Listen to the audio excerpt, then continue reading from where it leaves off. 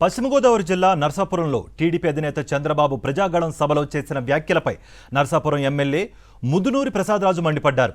నర్సాపురం మండలం దర్బరేవు గ్రామంలో ఎన్నికల ప్రచారం నిర్వహించిన ప్రసాదరాజు చంద్రబాబుకు ప్రజాదరణ లేదన్నారు.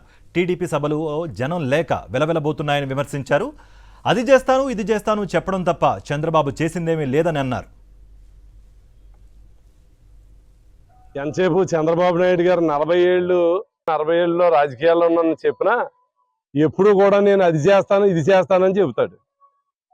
జగన్ గారు 5 సంవత్సరాలు పరిపాలన చేస్తే ఈ రోజున మేము ఓట్లకు వెళ్ళేది చేసేమని చెప్పి ఓట్లకు వెళ్తా ఉన్నాం. వ్యత్యాసం ఏంటి అంటే 5 సంవత్సరాల్లో జగన్మోహన్ రెడ్డి గారు చేసింది చెప్పి చూపించి ఓట్లు అడుగుతూ ఉన్నాం. కానీ మీ కుటుంబానికి లబ్ధి జరిగిందని భావిస్తే ఓటేయమన్న నాయకుడు జగన్మోహన్ రెడ్డి గారు.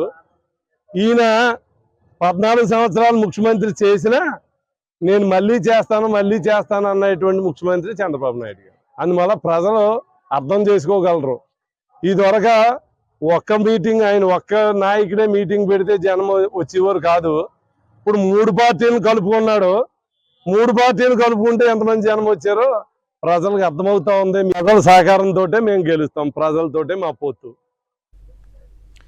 రాజమండ్రి గురించి పురంధేశ్వరికి కనీస అవగాహన కూడా లేదన్నారు వైఎస్ఆర్సీపీ ఎంపీ అభ్యర్థి డాక్టర్ గూడూరి శ్రీనివాస్. ఒక్కో ఎన్నికల్లో ఒక్కో చోట పోటీ చేస్తున్న పురంధేశ్వరి ఇప్పటిదాకా గెలిచిన చోట ఎలాంటి అభివృద్ధి పనులు చేశారో చెప్పాలని ఆయన డిమాండ్ చేశారు. స్థానిక నేతలతో కలిసి ఆయన రాజమండ్రిలో పలుచోట్ల ఎన్నికల ప్రచారం నిర్వహించారు.